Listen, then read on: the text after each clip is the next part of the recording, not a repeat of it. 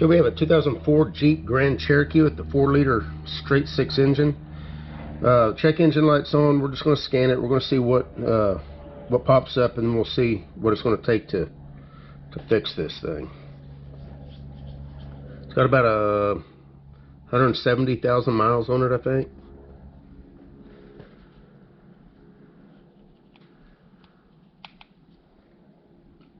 Runs fine, just has a check engine light.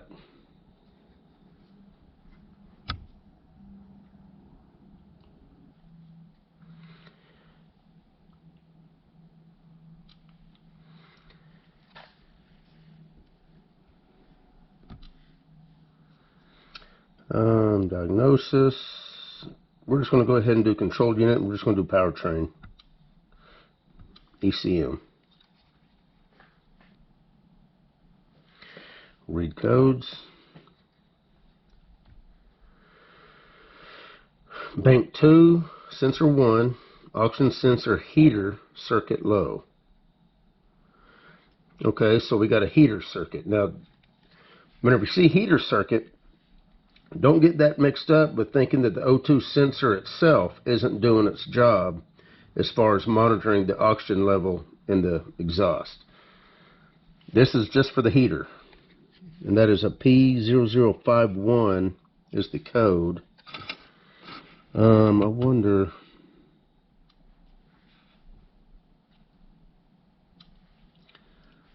some of these actually will tell you the temperature, so you can start the car up or turn the key on even and see if the O2 sensor is heating up.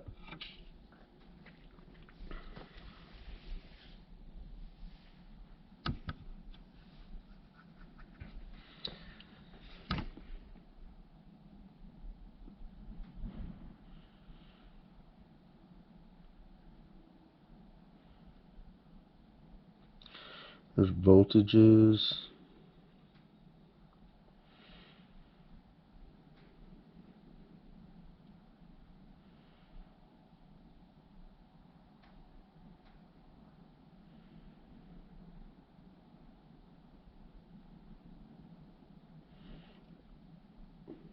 Of course, this being a 2004, it may not have that PID, that capability. It does have O2 heater relay.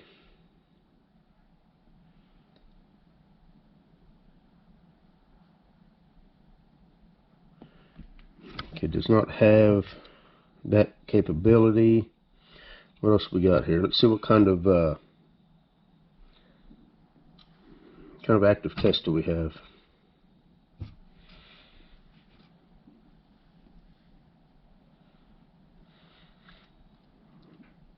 Looks like we can energize the heater relay. Okay, got some tech data here, so let's just kind of go over a couple things. First thing, if you have one of these Jeeps, now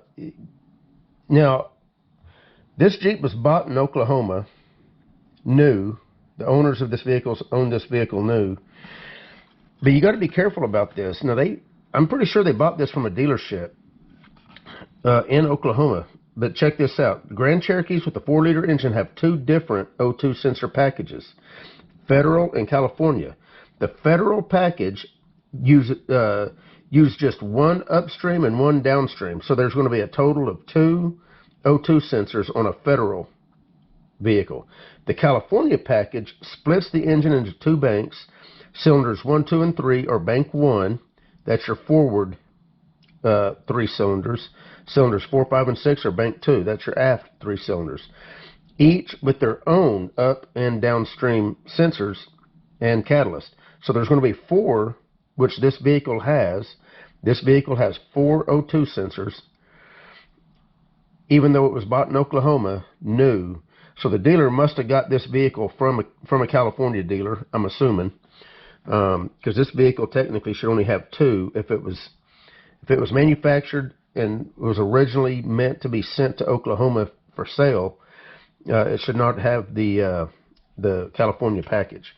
But nonetheless, no big deal. We can. Those are just like little things that you need to be aware of. And the interesting thing about this, so it says here the sensor heater gets power from the ASD relay, and the heater ground is controlled by the PCM. Okay, so, and the reason that's significant, I don't know if I got a diagram. Did I print the diagram? I didn't print the diagram. The diagram,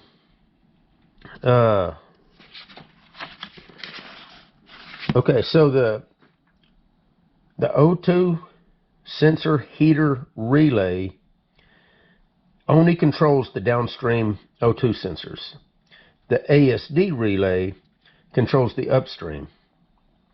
So keep that in mind if you're dealing with the relay and stuff. These are the upstream. So the code that we've got is for the upstream bank 2. So let's go out to the car, and we're going to check the O2 sensors, and we're going to see what's going on. Okay, so we're at the car.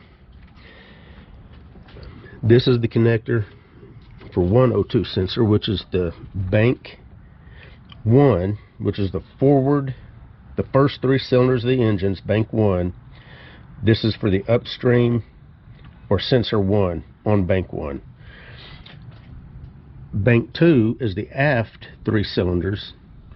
Sensor 1, you might be able to see the connector. You can see the connector. I'm gonna take all this. I'm gonna take this air box off so that we can have more access. But in fact, let me go ahead and do that. Okay, the way I'm taking this air box off, there's a 10mm bolt right here, and then you got your clamp right there. Just unscrew it, unlatch your clips right here, and you can pull this whole thing off in one piece. Then the next thing is we're going to get this part of the air box out. It looks like there's a bolt here. It's probably going to be a 10mm. It looks like about a 12 on this because it looks like they've broke that. And it looks like there's a 10mm down here.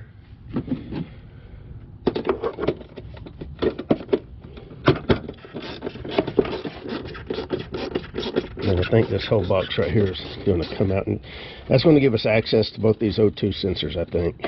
I don't want to crawl underneath the vehicle if I don't have to.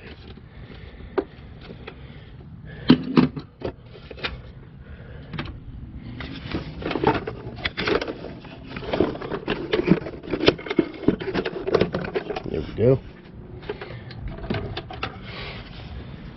So now what that allows us to do is reach underneath here. Okay, I can feel one O2 sensor, and there's the other one. You can see me wiggling that connector. That's the O2 sensor. That's the one we're after, is this back one right here. So let me get set up to start testing these, and we'll show you how we're going to do it. Okay, so whenever we look at the connector, pins 1 and 2, 1 is from the ASD relay, 2 is the heater control from the PCM. And now remember, the ASD relay is what gives it constant power. Whenever the car's running, the ASD relay will be energized and you'll have constant power at pin 1. Pin 2 is going to be a ground whenever the PCM controls it. This vehicle's still cold, so I'm going to back probe the connector, and then we're going to start it up, and we should I'll probably hook my test light to it. I got my meter out, but we'll hook the test light to it. Will probably be the best way to do it. So I'm gonna disconnect this connector, and we'll get the connector up here so that you can see what's going on. Okay, so let me show you what I've just done. Now this is on the bank 1 sensor 1 O2 sensor connector. Okay, this runs down to the actual O2 sensor. I'm on both the white wires, which are pins 1 and 2. And I'm getting about 4.5 ohms of resistance. So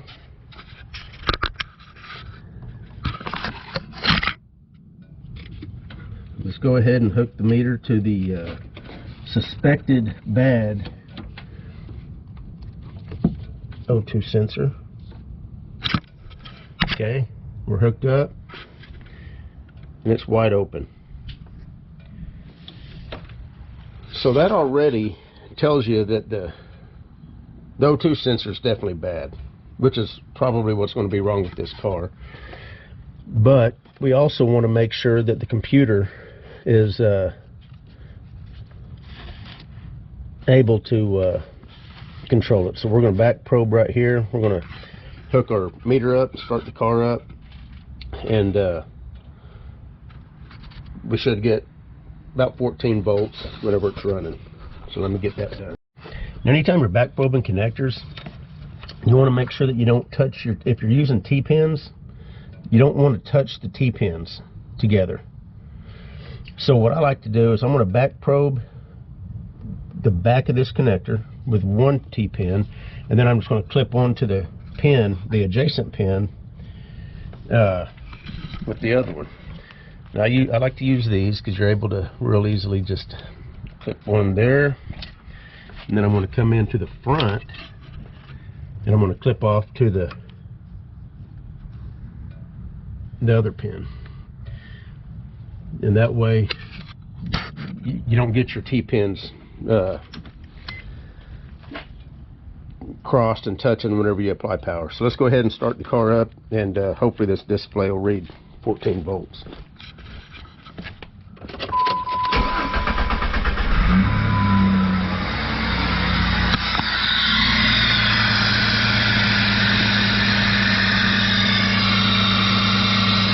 And there we have it.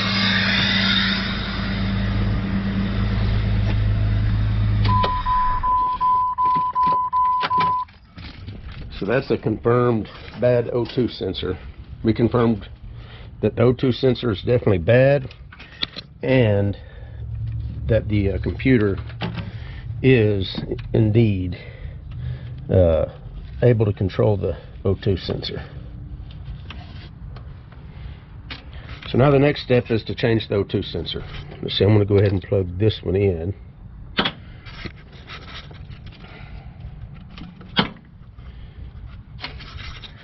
Plug this one back in, that way we're all good there. And you can change both these O2 sensors from the bottom. And luckily that's not so hot that I can't touch it. So all you do is, in fact, let me get the camera flipped upside down. I'll get you a picture underneath what it looks like. Okay, remember, with the air box and everything out, you can come right up underneath here.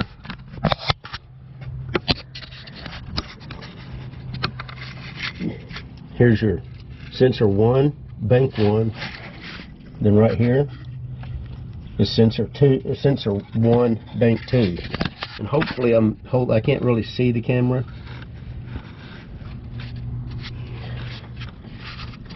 One there and one there. You can reach both of them, especially if you're not holding the camera.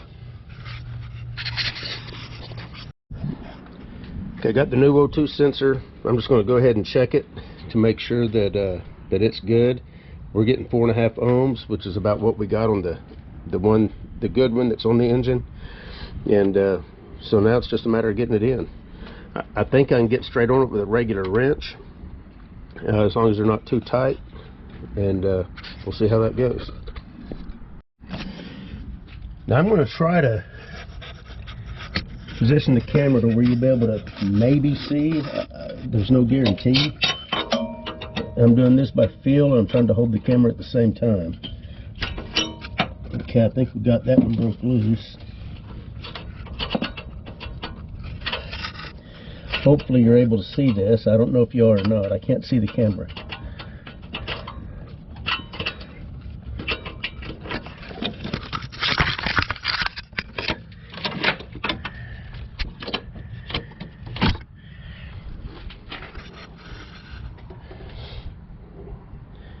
Yep, that O2 sensor's got some miles on it.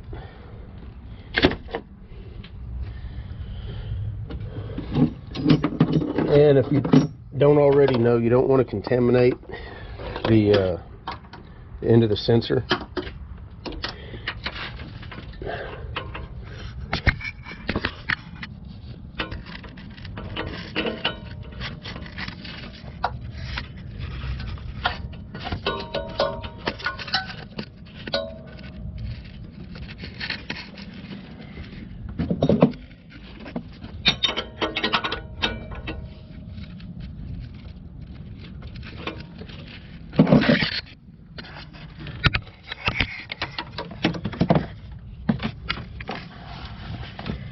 All right.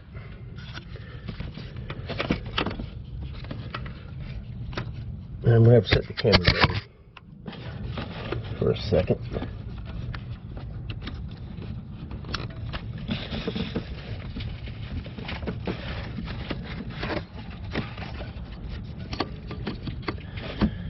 Okay, so that's all hooked up. Let's start it up and see if we'll reset the codes, and we'll start it up and we'll see what happens. The key is on. I'm going to go ahead and go in here and we're going to reset the codes. This code I did earlier whenever I was working on it. I reset it, and it would come as soon as you started the car up. You get the check engine light. So it was a instantaneous code. Okay, now we got two codes, obviously, because I had the other one unplugged. So let's go ahead and do an erase. Come on. There we go. Alright, just to make sure. Start it up. Make sure the check engine light stays off.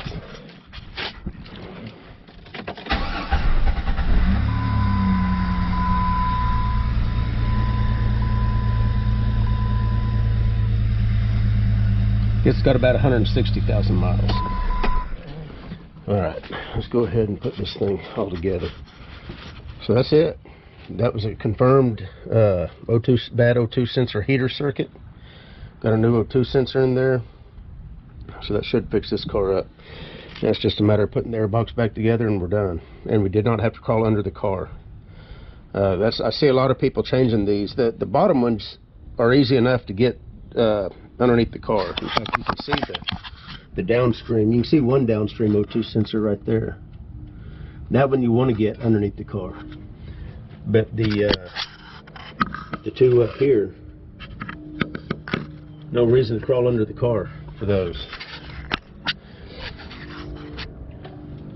Anyway, that's about it. I'm going to go ahead and put this together. I'm not going to show that. You guys, if you got it out, then you're going to be able to put it back together. You guys take care.